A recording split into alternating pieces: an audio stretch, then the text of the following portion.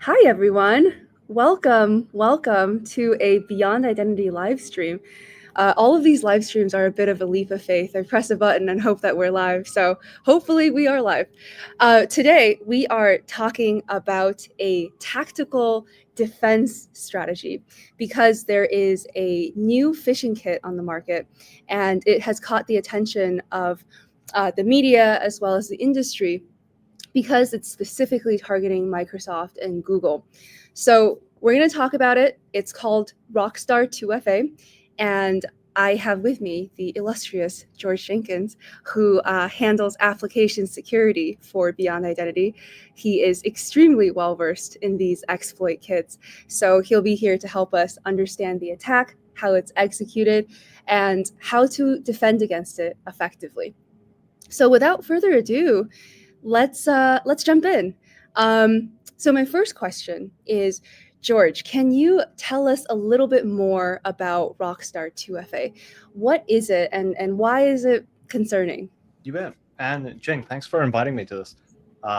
Always happy to talk about new MFA phishing exploits, and there is a lot of them. So today we're talking about Rockstar 2FA, which is a phishing as a service exploit kit. And it operates just as you would expect any other commercial SaaS tool to operate.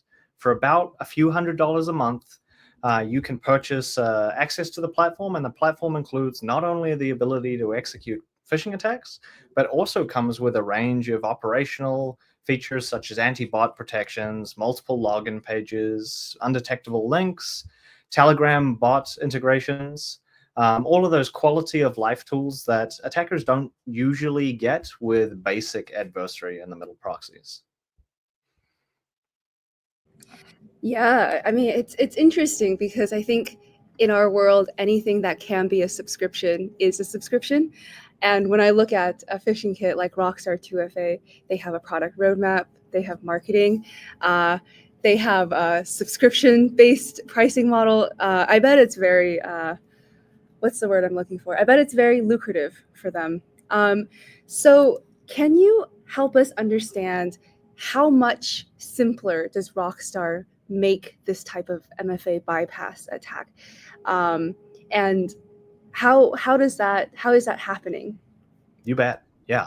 Now, traditional phishing or adversary-in-the-middle proxies really just focus on that username and password. And in the last couple of years, we've seen this influx of open source tooling or adversary tooling, even phishing as a service tooling like Rockstar, that has come out with the ability to bypass legacy traditional MFA. Um, Focusing just on the phishing as a service platforms in particular, these are very interesting for attackers because they don't have to manage infrastructure anymore. So attackers can stay locked on objective as much as possible without having to focus on things like attack infrastructure, uptime, hosting, template adoption.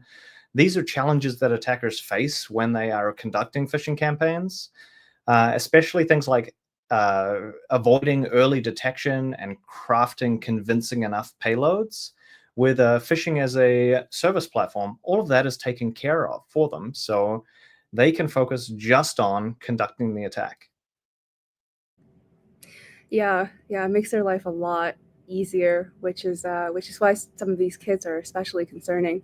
So let's go into a breakdown of how Rockstar 2FA in particular executes their attacks. And let's just grab a quick visual aid, if you will. Take it away whenever you're good. Okay, so talking about the general idea of adversary-in-the-middle attack, it is really what it sounds like. The adversary is placing themselves on the network between the victim and the server. If they're placed in the middle here, they can intercept all of the communication that goes back and forth between the victim and the server. So that makes it very simple for them to capture things like username and passwords.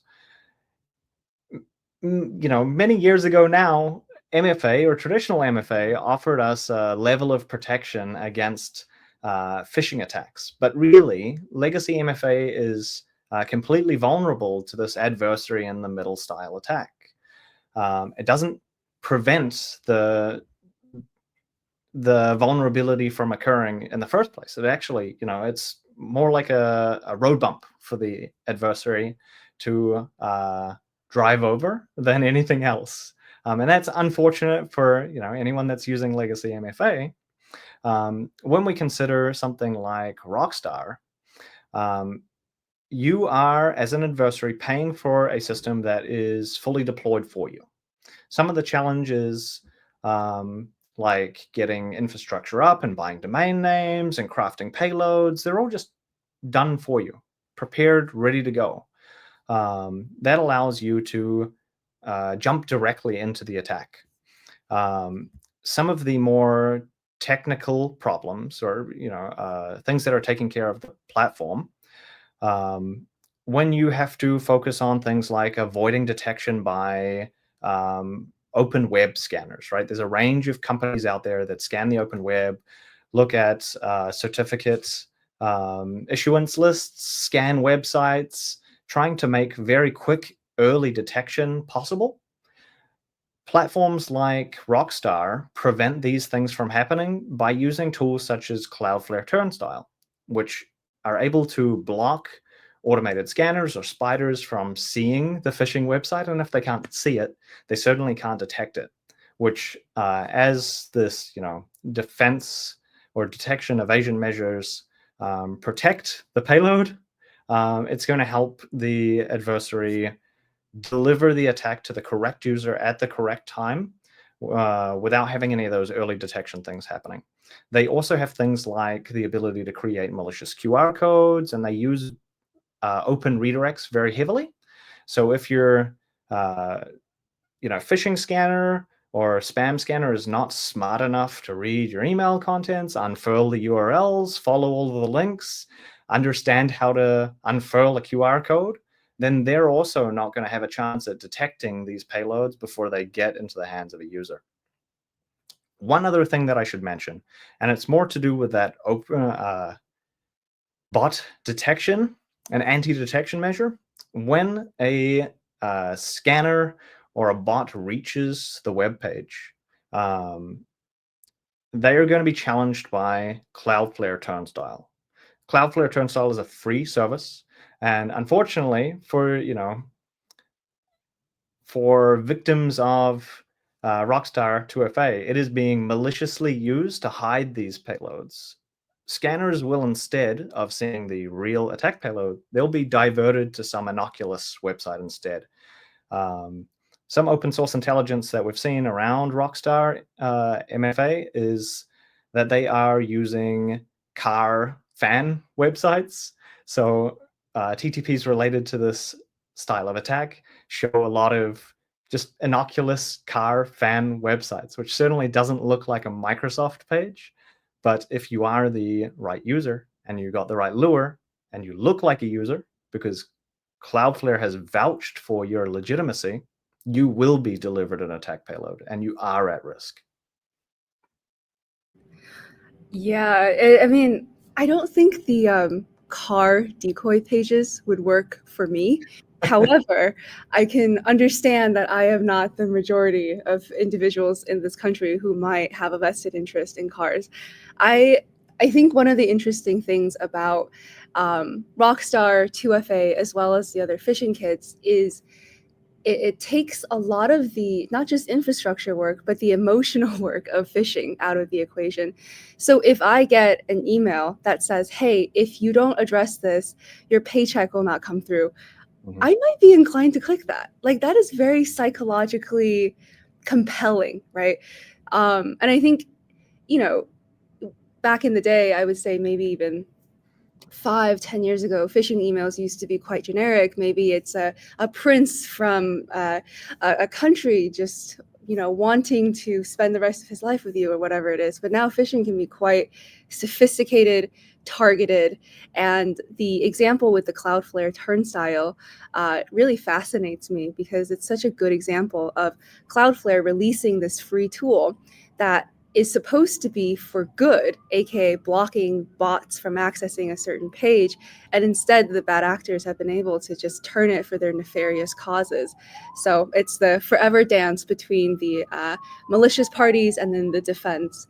Something you mentioned earlier, which I think we should address quickly, is you said legacy MFA is vulnerable to attacker in the middle and a whole host of attacks. Can you just say a little bit more about what legacy MFA is and what makes them vulnerable? I think it'll also be a good lead into how we effectively defend against Rockstar. You bet. Yeah. So when we talk about legacy MFA, we're really talking about a class of bolt-on MFA that was prevalent over the last 10 years or so. Things like SMS messages with a one-time code, or push notifications, or number matching. Microsoft in particular, Microsoft Authenticator has a number matching scheme. All of these legacy MFA mechanisms fall victim to the very same vulnerability, which is that core vulnerability leading to them being able to be exploited by this adversary-in-the-middle attack. It's quite insidious, really, because even with MFA, you might not actually be protected in the way that you would expect. In fact, simple tools like $200 for a fortnight of access to Rockstar MFA can easily bypass these. And it really, from a technical perspective, boils down to that point of being in the middle between the victim and the server. The code or the number match or the push notification doesn't matter. All that matters is that the server is returning an access cookie to the victim. And if the adversary is in the middle and they can grab that access cookie, then they've got just as much access as the user would have. Right, it is quite insidious because as a user, it's not noticeable. So let's move on to the defense, right? What do we do about it? I'm going to push us to the next slide and take it away. Yeah. So we've already identified that there is this class of MFA that we consider legacy and doesn't really protect or doesn't actually protect against these classes of attacks like adversary in the middle, because they are commoditized now. You can go on and purchase access to these platforms if you want. You can also go on GitHub and find open source solutions that allow you to do adversary in the middle style attacks with some of these nice features like evasion, detection evasion for free. You can even get training courses from the author for a few $100s to teach you how to do these to the standard that real adversaries do. I think we can agree that legacy MFA is no longer sufficient. Cross that off. So setting aside legacy MFA, what are the systemic real controls that we can replace our legacy MFA with to actually make a difference? And we're going to start talking about things like phishing resistant MFA. I know that's a nebulous term, so we can break down what exactly the components of phishing resistant MFA look like. First of all, we can talk about the traditional weaknesses of things like username and passwords or memoized credentials. We as an industry, or humanity, are terrible at coming up with passwords. We reuse them everywhere. I've got hundreds of passwords. Guaranteed they're going to be reused in some places. I'm sure everybody is similar to that. The smarter ones of us might use a password manager, but even password managers are falling victim to things like adversary in the middle. So if you can replace that memoized credential with something that is able to prove possession of something like a private key, then you're never sending that credential material over the web, right? You physically cannot capture that because it doesn't exist. The state of the art here is a asymmetric credential that is stored in hardware, and every modern computer, every modern cell phone has a chip in it that can provide this capability, that key never leaves. It doesn't even leave the chip. The wider computer system can't see that key at all. It's stored physically in hardware. In addition to removing that memoized credential, we're looking at things like origin detection or verifier impersonation resistance. so that we're not blindly using this key to sign requests. We are being exacting and discriminative on what we actually sign. We trust, when we consider things like phishing training, we trust the user is going to be 100% accurate all the time, to look in the browser and make sure that the website is correct. And even the phishing training sites will tell you that is not correct, right? They will reduce the risk, they will not eliminate it. And we're talking about the desire to completely eliminate this factor. So if we can replace that reliance on the user checking the origin with something that's, say, baked into a protocol that doesn't make mistakes, then we've eliminated that class of vulnerability. Right, right. Something I've heard said before is human beings were not born to authenticate. We were born to do bigger things than that, right? So it's not just not relying on humans to protect their credential. It's also not relying on them to be able to tell the legitimacy of a URL. I can't tell a 0 from an O sometimes. It's not foolproof, and it certainly doesn't eliminate the risk. So that is our defense section, and I will go ahead and help us wrap up here. In general, we're at a state where good enough is just not good enough anymore. As George said, right, attacker in the middle, this is a protocol that is not new. But what is new with the rise and proliferation of these phishing kits is the democratization of MFA bypass. And that is scary in a way, because for years we've been told, well, if you have a password, in order to be more secure, you should add a second factor. However, if that second factor is not actually increasing the security assurance of your authentication, and that it's bypassable in an easy way, in fact, for just $200, how good is your MFA anyways? How good is it if it doesn't do the job that it sets out to do, which is increase security so that your data and corporate resources remain secure? So here at Beyond Identity, we engineered our platform to eliminate identity-based threats, including adversary-in-the-middle attacks executed by Rockstar 2FA. If you're interested, feel free to check us out at beyondidentity.com. We also recently published a blog that pretty much covers what we talked about today. Oh, hi. Hi, Kitty. Yeah, she the star of the show. The star of the show, truly. So thank you, George, and thank you, George's adorable cat, for joining us on our LinkedIn Live today.